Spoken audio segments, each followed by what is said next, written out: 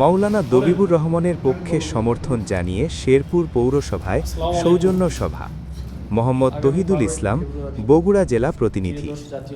বগুড়া ৫ শেরপুর ধুনুট আসনে বাংলাদেশ জামায়াত ইসলামের মনোনীত দাড়িপাল্লার প্রার্থী আলহাজ মাওলানা মোহাম্মদ দবিবুর রহমানের বিজয়ের লক্ষ্যে ৮ ফেব্রুয়ারি রবিবার সন্ধ্যায় শেরপুর পৌরসভা অফিসে এক সৌজন্য সভা অনুষ্ঠিত হয়।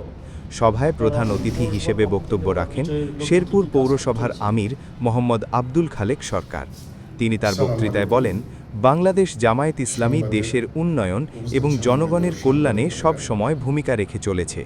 আমরা নিশ্চিত যে আলহাজ মাওলানা মোহাম্মদ দবিবুর রহমানের নেতৃত্বে দেশের অর্থনৈতিক ও সামাজিক উন্নয়ন সুনিশ্চিত হবে। এ সময় উপস্থিত ছিলেন শেরপুর পৌরসভা শাখার সেক্রেটারি মোহাম্মদ হেদায়েতুল ইসলাম সরকার, অফিস সম্পাদক মোহাম্মদ এনামুল হক, ৮ নং ওয়ার্ডের সভাপতি আব্দুল বারী এবং অন্যান্য নেতৃবৃন্দ। বক্তারা মাওলানা দবিবুর রহমানের নীতিগত দৃষ্টিভঙ্গি এবং তার নেতৃত্বে দেশের উন্নয়নে ভূমিকার কথা তুলে ধরে তার প্রতি সমর্থন জানান। বক্তারা বলেন, বাংলাদেশ জামায়াত ইসলামের নেতৃত্বে দেশের শাসন ব্যবস্থা হবে সৎ, স্বচ্ছ এবং আদর্শিক। মাদক, সন্ত্রাস ও বাল্যবিবাহের বিরুদ্ধে শূন্য সহনশীলতা নিশ্চিত করা হবে।